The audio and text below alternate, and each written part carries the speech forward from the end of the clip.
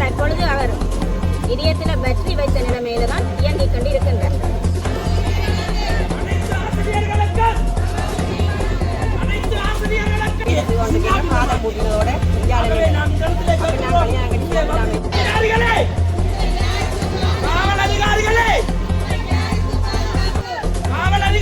அதிகஷ்டம் பிரதேசமாகிய துவாரகா வித்தியாலயத்தில் 5 வருடங்கள் ஆசிரியர்களுக்கே இந்த நிலைமை என்றால் பொதுமக்களுக்கு இந்த நிலைமையாக இருக்கும்.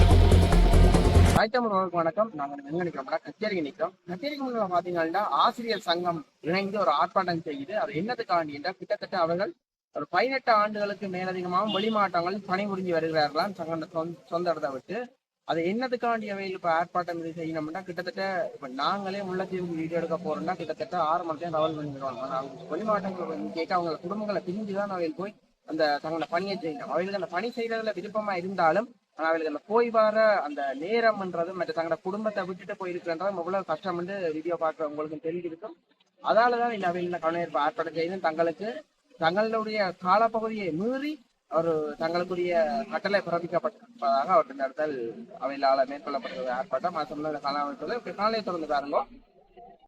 கிட்டத்தட்ட 18 ஆண்டுகளாகவும் அவள் வெளிமாவட்டத்தில் பணிபுரிஞ்சு வருகிறோமா. 18 ஆண்டுகள் ரெண்டேக்கே யோசிச்சு பாருங்க. ஒரு ஆசிரியருக்கு குறைஞ்ச 5 வருஷம் தான் வெளிமாவட்ட வேலையாக இருக்கும். ஆனால் 18 ஆண்டுகளாக இந்த ஆசிரியர்கள் செய்யணுமா. இப்படியே காலையை தொடர்ந்து பார்ப்போம். இந்த இடத்துல பார்த்தீங்கன்னா இப்போ டீச்சர்ஸ் மேர் வந்து கொண்டு இருக்கணும். இதெல்லாம் ஏற்கனவே வழிமாட்டங்கள் செய்து அதுக்கு பிறகு திருப்பி மீண்டும் வழிமாட்டவங்களுக்கு வேலைக்கு ராந்து கிடச்சிருக்கான்.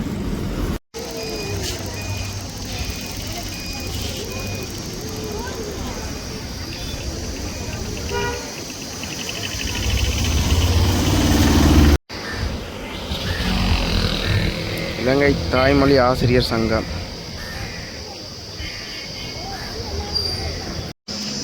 கச்சேரிக்கு முன்னால் பார்த்தீங்கன்னா இப்போ அவையில் நின்று தங்களை ஆர்ப்பாட்டத்தை வந்து ஆளுநர் மாளிகைக்கு முன்னால் செல்ல போயினோம்.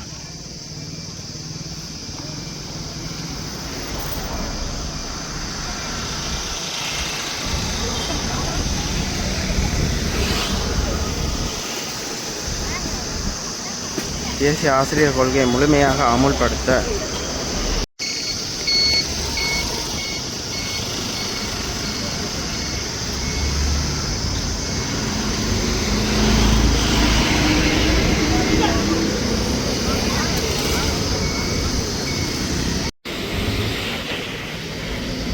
பார்த்தீங்கன்னா இப்போ ஆளுநர் மாளிகையை தேடி பிரயாணத்தை செய்யணும். இதில் பார்த்தீங்கன்னா ஆளுநர் மாளிகையை தேடி அவையில் உள்ளது ஆர்ப்பாட்டம் வந்து மேற்கொள்ளப்படுகிறது.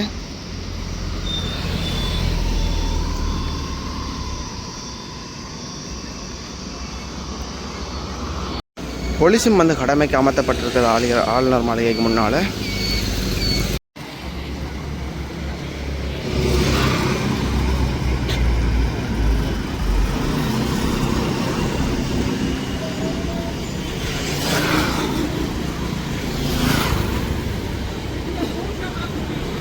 இதில் பார்த்தீங்கன்னா ஆசிரியர்கள் அதிகாரிகளை கேட்டால் திருமணம் செய்ய வேண்டும். ஆசிரியர்கள் அதிகாரிகளை கேட்டால் குழந்தையை பெற்றுக்கொள்ள வேண்டும்.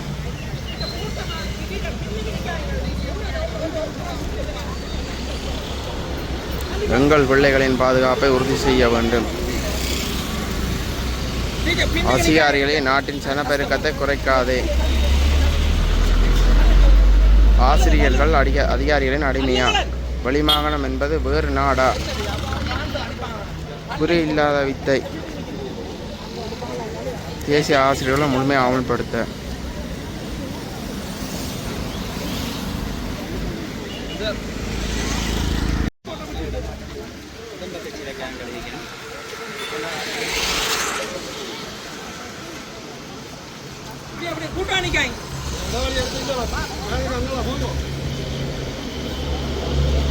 அதை தொடர்ந்து நாங்கள் அவர்கள் தகுந்த முடிவை இந்த சம்பந்தப்பட்ட அதிகாரிகள் தராட்டி வடமாகாண ரீதியாக ஒரு சுவையின போராட்டத்தை செய்வோம். அதற்கு முடிவு தராட்டி நாடு தழுவிய ரீதியில் ஒரு சுவையின போராட்டத்தை செய்வோம். அதற்கு முடிவு தராட்டி நாங்கள் இறுதியாக நீதிமன்றத்தை நோக்கி நாட வேண்டிய முடிவுக்கு வரும். ஆகவே தேசிய இடமாற்ற கொள்கை 2007 20வது இலக்கத்தின்படி இவர்கள் இடமாற்றத்தை செய்யவில்லை. காலகாலமாக பக்கசார்பாகவும் அரசியல்வாதிகளுக்கு ஏற்பட்ட வகையில், அதாவது தொழிற்சங்கங்கள் கூடுதலாக அரசியல் ரீதியாக செயற்பட்டு கொண்டு அவர்களுக்கு சார்பானவர்களை தான் பாதுகாக்கினோம். அந்த முறையை நாங்கள் இல்லாமாக்கி ஆசிரியத்துவம் என்ற ஒரு நாட்டினுடைய விஞ்ஞானிகள் கண்டுபிடிப்பாளர்கள் கேவலம் இந்த அரசியல்வாதிகளை உருவாக்கியவர்களே ஆசிரியர்கள். ஆனால் அவர்கள் என்ன செய்யறால் ஆசிரியர்களுக்கு மேலே ஏறி குதிரை ஓடி கொண்டிருக்கிறார்கள். தேவையற்ற கதையை கற்றுக்கொண்டு ஆசிரியர்களை இழிவுபடுத்திக் கொண்டிருக்கிறார்கள்.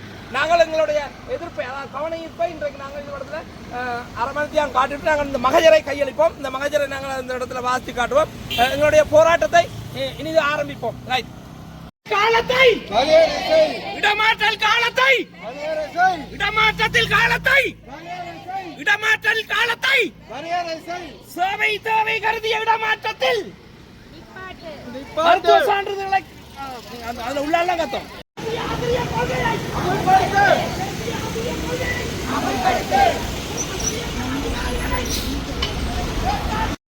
இடத்துல பார்த்தீங்கன்னா போலீசார் வந்து குமைக்கப்பட்டு பாதுகாப்புக்காக பணியாற்றப்பட்டிருக்கிறார்கள். ஆசிரியர் தரவுகளை ஒழுங்காக, ஆசிரியர் தரவுகளை ஒழுங்காக, ஆசிரியர் தரவுகளை ஒழுங்காக, எங்கள் பிள்ளைகளின் பாதுகாப்பை, எங்கள் பிள்ளைகளின் பாதுகாப்பை, எங்கள் பிள்ளைகளின் பாதுகாப்பை, எங்கள் பிள்ளைகளின் பாதுகாப்பை, எங்கள் பிள்ளைகளின் பாதுகாப்பை. அதிகாரிகளே, நாட்டின் பணப்பெருக்கத்தை குறைக்காது வெளி மாகாணம் வேறு கொள்கையை அமல்படுத்து, தேசிய ஆசிரியர் கொள்கையை அமல்படுத்து, அனைத்து ஆசிரியர்களுக்கும் சம உரிமை வழங்கு, அனைத்து ஆசிரியர்களுக்கும் சம உரிமை வழங்கு, இடமாற்றத்தில் காலத்தை, இடமாற்றல் காலத்தை, இடமாற்றத்தில் காலத்தை, ஆசிரியர் இடமாற்றம் மூலம் ஆசிரியர்களே அதிகாரிகளை கேட்டா குழந்தை பெற வேண்டும், ஆசிரியர்களே அதிகாரிகளை கேட்டா குழந்தை பெற வேண்டும், ஆசிரியர்களே அதிகாரிகளை கேட்டா, ஆசிரியர்களே அதிகாரிகளை கேட்டா திருமணம் செய்ய வேண்டும், ஆசிரியர்களே அதிகாரிகளை கேட்டா திருமணம் செய்ய வேண்டும். தேசிய இடமாற்ற கொள்கையை, தேசிய இடமாற்ற கொள்கையை, தேசிய இடமாற்ற கொள்கையை, தேசிய இடமாற்ற கொள்கையை அனைத்து ஆசிரியர்களுக்கு, அனைத்து ஆசிரியர்களுக்கு, அனைத்து ஆசிரியர்களுக்கு, அனைத்து ஆசிரியர்களுக்கு, அனைத்து ஆசிரியர்களுக்கு, அனைத்து ஆசிரியர்களுக்கு, அனைத்து ஆசிரியர்களுக்கு, அனைத்து ஆசிரியர்களுக்கு, அனைத்து ஆசிரியர்களுக்கு, அனைத்து ஆசிரியர்களுக்கு, அனைத்து ஆசிரியர்களுக்கு, காவல் அதிகாரிகளே, காவல் அதிகாரிகளே, அதிகாரிகளே, அதிகாரிகளே, காவல் அதிகாரிகளே, காவல் அதிகாரிகளே, தேசிய இடமாற்ற கொள்கையை, தேசிய இடமாற்ற கொள்கையை, தேசிய இடமாற்ற கொள்கையை, அரசு அதிகாரிகளே, எங்களுடைய மகஜரை ஏற்றுக்கொள், அரசு அதிகாரிகளே, அரசு அதிகாரிகளே, அரசு அதிகாரிகளே.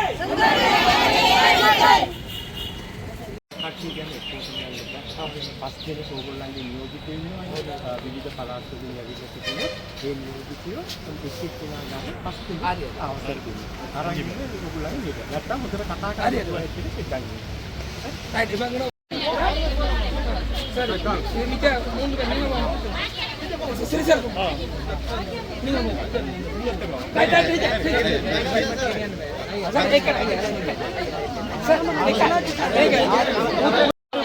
වෙන වෙන කොලන එක නෑ මේක මගේ இல்ல நான் சொல்றேன் சங்கீத பாட ஆசிரியர் ஜனவரி மாதத்தில் இருந்து சேவையாற்றி வருகிறேன். எனது முதல் நியமனம் 2011 கிழக்கு மாகாணத்தில் திருகோணமலை என்கின்ற மாவட்டத்தில் ஈச்சலம்பட்டு கோட்டத்தில் இருக்கின்ற பெருகல் என்கின்ற இடத்துல அதிகஷ்ட பிரதேசமாகிய மூதூர் துவாரகா வித்தியாலயத்தில் 5 வருடங்கள் சேவையாற்றி வந்தேன். 2015ஆம் ஆண்டு 5 வருடங்கள் முடித்து யாழ் வலயத்துக்கு இடமாற்றம் செய்யப்பட்டேன். அங்கிருந்து வர முடியாத நிலையில் என்னை தமிழாசிரியர் சங்கம்தான் திருகோணமலையில் கதைத்து இங்கால வெளியேற்றினவர். காரணம் எனது மகளின் மருத்துவ பரிசோதனை. நான் நியமனம் பெற்று போகின்ற பொழுது மகளுக்கு 3 வயசு, அவருக்கு கோலிந்த காட்டியிருந்தது.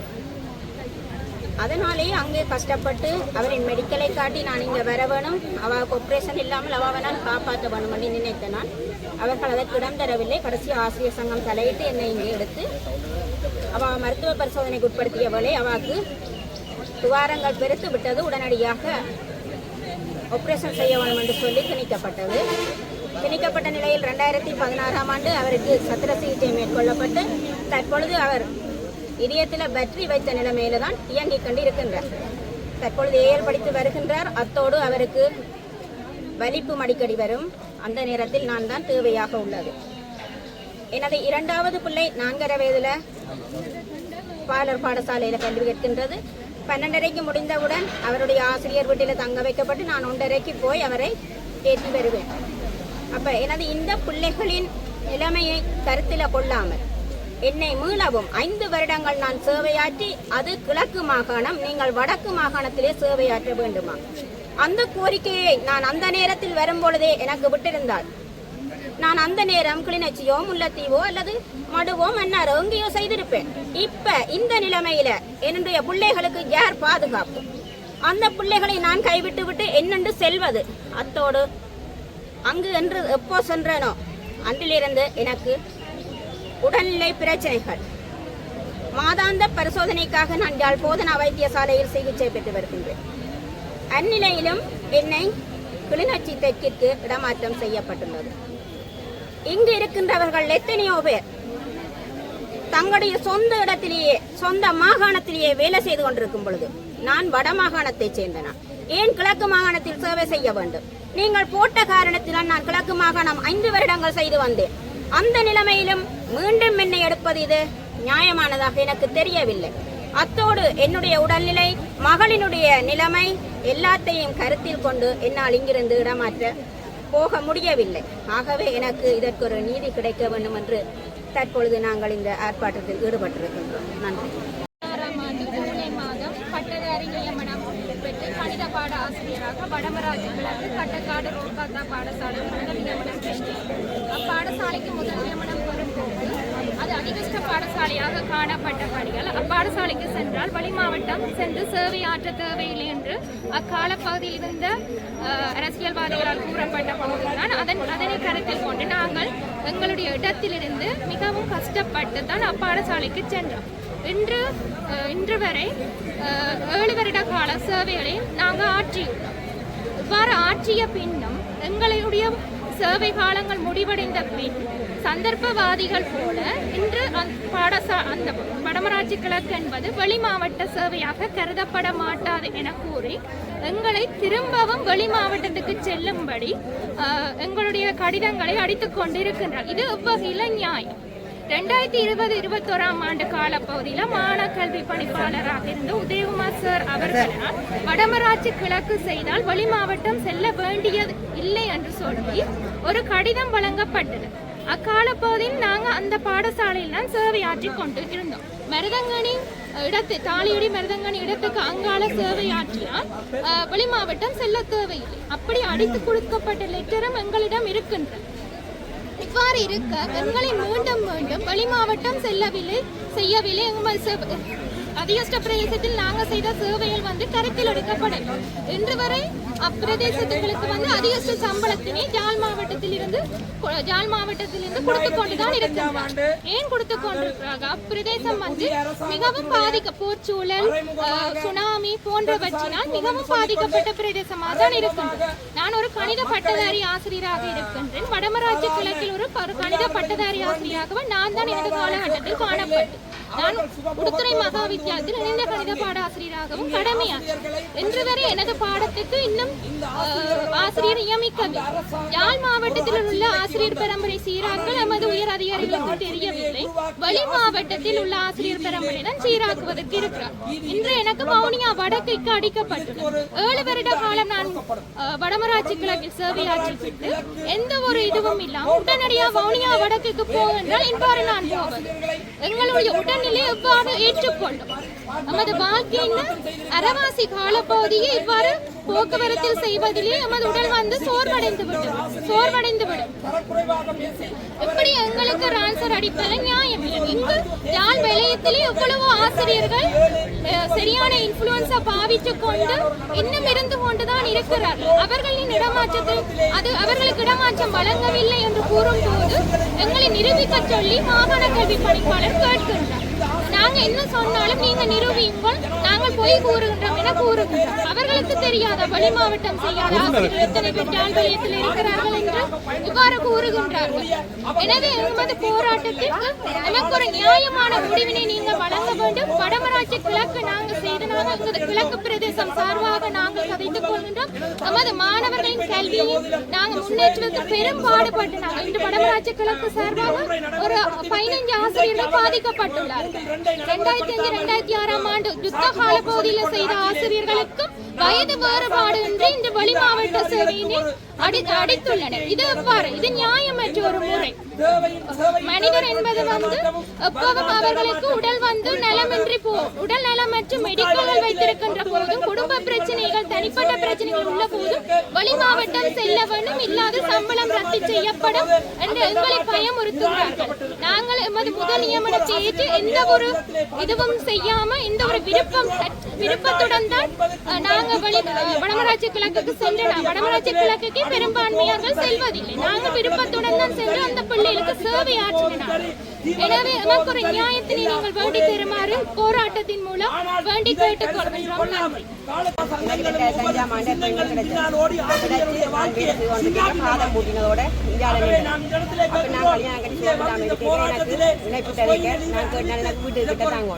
அப்படி இல்லை உங்களுக்கு தெரியல, நீங்கள் தீவிரம் செய்யுங்கோ. உங்களுக்கு வெளி மாவட்ட காலத்தோட நாங்கள் அதை கணக்கில் எடுத்து உங்களுக்கு நான்கு தருவோம்னு சொல்லிட்டேன். தீவிரம் தந்து நாங்கள் செய்து கொண்டிருந்தோம். அதுக்கு பிறகு பாதத்துக்கு வந்த பிறகு நான் கண்ணீர் விட்டுள்ள ஒரு பள்ளிக்கூடம், என்னுடைய மிஸ்டர் ஒடிய வெளியில் ஒரு பள்ளிக்கூடம், பிள்ளை 2 பேர் பிள்ளைங்க அம்மாவோட 3 பேர் 3 இடத்துல இருந்தாங்க. அப்போ நாங்கள் ஒடியமலை போராட்டத்துக்கு ஒரு இடத்துல ரான்சர் கேட்டதுக்கும் எங்களுக்கு தெரியலாண்டு கண்டுபிடிச்சது. திருவோணமலையில் போய் இளங்கோசரோட கதைச்சு அவர்கள் குடும்பமாக இருக்கணும், ஒடியமலை குடும்பம் மாற்றின்னு சொல்லி பிறகு மாற்றி தந்து நானும் ஒடியமலையில் வேலை செய்தேன். நான் 2 வருஷம் 5 மாதம் அங்கே வேலை செய்தேன்.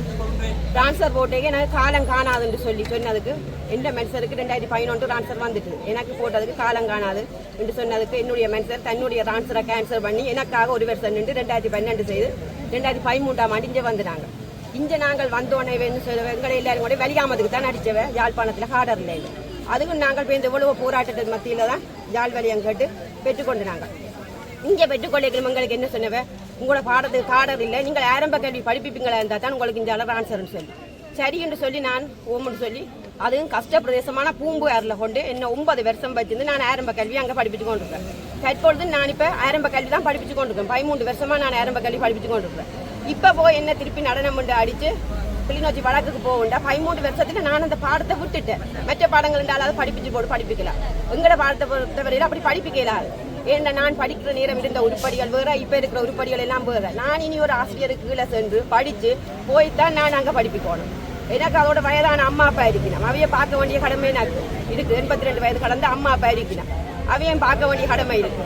பிள்ளைகள் இருக்கணும். இந்த குடும்பத்தை விட்டுட்டு நான் திருப்பியும் இப்படி அலைய வேணும்ண்டா இது என்ன கஷ்டம். அதோட நான் கஷ்டம் கஷ்டம் தேரானமா செய்திருக்கேன். இங்கேயும் 9 வருஷம் பூம்புகாரில் நான் ட்ரான்ஸ்ஃபர் கேட்ட போது உங்களுக்கு வெளி மாவட்ட காலம் காணாண்டு 9 வருஷம் என்ன பூம்புகாரில் வச்சிருந்து 2022 தான் எனக்கு முடிந்த சாட்சி மாவிது அதுக்கு எனக்கு ட்ரான்ஸ்ஃபர் வந்தது.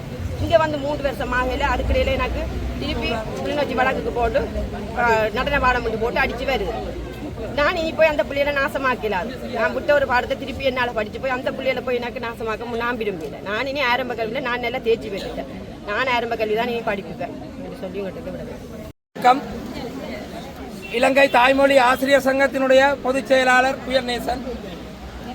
2025 6ஆம் மாதம் 4ஆம் தேதி இந்த புதிய அரசாங்கம் பொறுப்பேற்ற காலத்திலிருந்து முதல் தடவையாக இந்த ஆசிரியர்கள் ஒன்று கூடி, அதாவது பாதிக்கப்பட்ட ஆசிரியர்கள் கிட்டத்தட்ட எல்லாருமே 35 வயதுக்கு மேற்பட்ட வயதை உடையவர்கள் ஆசிரியர்கள் தான் இங்கே அதிகமாக இருக்கின்றார்கள். அவர்கள் குடும்பத்தை, அதாவது கிட்டத்தட்ட அதே மட்டும் 40 வயதுக்கு மேற்பட்டவர்கள் 90% இருக்கிறார்கள்.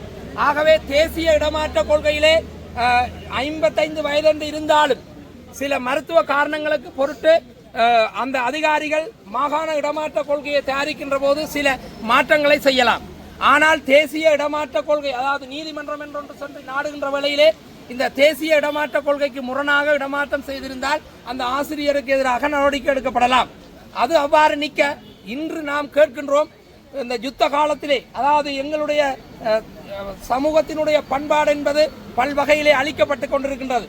இருந்தாலும் யுத்த காலத்திலே 2009ஆம் ஆண்டு காலப்பகுதியிலிருந்து அதுக்கு முதல் 2012 யுத்தம் முடிந்து இறுதி காலப்பகுதி வரை நியமனம் பெற்ற ஆசிரியர்கள் இங்கு பலர் இருக்கின்றார்கள். முன்னர் நாம் பல ஊடகங்களிலே குறிப்பிடுவது போல இலங்கை தாய்மொழி ஆசிரியர் சங்கம் ஆகிய நாங்கள் குறிப்பிடுகின்றோம். இந்த யுத்த காலத்திலே, அதாவது 2012ஆம் ஆண்டுக்கு முன்னர் நியமனம் பெற்ற ஆசிரியர்களை ஒரு ஒரு ஒரு பகுப்பு ரீதியாக அல்லது ஒழுங்குமுறையின் கீழ் வந்து அவர்களுக்கு இடமாற்றத்தை வழங்குமாறு. ஆனால் அவர்கள் அவ்வாறு செய்யாமல் காலகாலமாக இந்த பருவகால பறவைகள் போல், சீசன் பேர்ட்ஸ்கள் போல் என்ன செய்கின்றார்கள்? ஒவ்வொரு அரசாங்கங்களும் ஒவ்வொரு அதிகாரிகளும் வருகின்ற வேளையிலே அவர்கள் தங்களுக்கு சார்பாகவும் தங்களுடைய உறவினர்களுக்கு சார்பாகவும் கொள்கைகளை வகுத்து கொண்டு செல்கின்றார்கள். இங்கே இருக்கின்ற இடமாற்ற சபையிலே 4க்கு மேற்பட்ட தொழிற்சங்கங்கள் அங்கம் வகித்தாலும் பெரும்பாலும் 99% தொழிற்சங்கங்கள் அரசியல் சார்ந்த தொழிற்சங்கங்களாகவே செயற்படுகின்றன. உறுப்புரிமை இலங்கத்தின் தொழிற்சங்க சட்டத்தின்படி 42வது உறுப்புரிமையின் படி சர்வதேச சட்டத்துக்கு உட்பட்டு ஒரு தொழிற்சங்கம் அரசியல் சார்ந்து செயற்பட முடியாது. இன்று ஒரு ஆளுநரை சந்தித்த ஒரு வெட்கப்பட வேண்டிய விஷயம், முன்னர் ஆளுநரை சந்தித்த பாராளுமன்ற உறுப்பினர்கள், வடமாகாண பாராளுமன்ற உறுப்பினர்கள் சங்கத்தினுடைய உறுப்பினர் என்ற வகையிலே ஆளுநரை சந்தித்திருக்கின்றார்கள். ஆகவே நாங்கள் எங்களுக்கு இன்னும் ஒரு வகையிலே ஒரு சந்தேகம் கொள்ள தொடங்குகிறது. இந்த ஆளுநர் முறைப்படி நிர்வாகத்தின்படி அறிவித்திருக்கிறோம், ஏன் இந்த ஆளுநர் கூட ஒரு அரசியல் கட்சி சார்பாக செயற்படுகின்றாரோ? ஆனால் அவர் அவ்வாறு செயற்பட்டால் அது ஒரு பாரதூரமான விளைவை எடுத்தும் மக்கள், இந்த ஆசிரியர்கள், பாதிக்கப்பட்ட ஆசிரியர்களுக்கு அவர் கலந்தாலோசித்து பரிசீலனை அடிப்படையில் வழங்க வேண்டும்.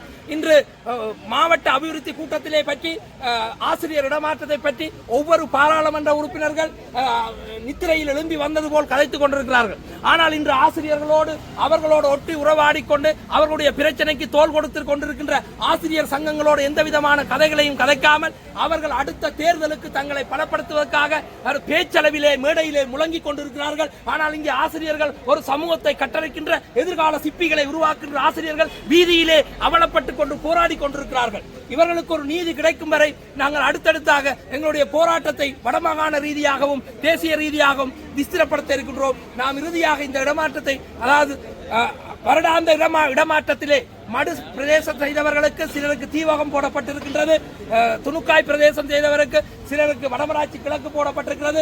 அவர்களுக்கு சொந்த மாவட்டத்திலும் சொந்த வலயத்திலும் போடுமாறு அடுத்த யுத்த காலங்களிலே முதல் வடமராட்சி கிழக்கு தீவகம் போன்ற பகுதிகளே வேலை செய்தவர்கள் அவர்களுடைய வயது நிலையும் அவருடைய, அதாவது தாங்கள் முரணாக கலைக்கவில்லை, சட்டம் ஒன்று இருக்கின்றது, அது உங்களுடைய நீங்கள் நடைமுறைப்படுத்தாவிடேன் அது நீதிமன்றத்தை நோக்கி நாங்கள் எங்களுடைய தொழிற்சங்கத்தின் அட்வைசர்களாக செயற்படுகின்ற சிறியமலன் மற்றும் திருவருள் போன்ற சட்டத்தரணிகள் ஊடாக நாங்கள் இதை ஒரு நீதிமன்றம் நோக்கி நாடி வரும். ஆகவே இவர்களுக்கு ஒரு நீதி கிடைக்கும் வரை நாங்கள் எல்லோரும் போராடுவோம்,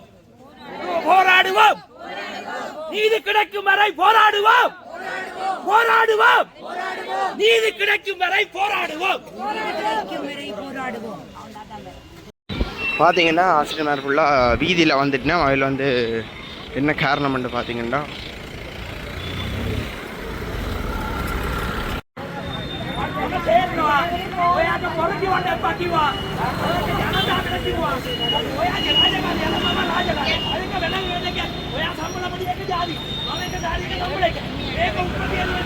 மயர் கொடுக்க போன இடத்துல அவையில் வந்து உள்ளே எடுக்கல, அதெல்லாம் அவையில் இப்போ ரோட்டில் வந்து நிற்கிறேன். ஆசிரியர்களுக்கே இந்த நிலைமை என்றால் பொதுமக்களுக்கு என்ன நிலைமையாக இருக்கும்? ஆசிரியர்களை துன்புறுத்தும், அராஜகம் ஒழிக, පොලි සරාසයි අලයාජක කොල්ලික මේකට සාධාරණ මිනිස්සු නෑ මේක වාඩියට කිව්වාද මිනිස්සු ගමන් බිමන් යන්න ඉන්න කට්ටිය ඉන්නේ තේරුණාද? මම තේරෙනවා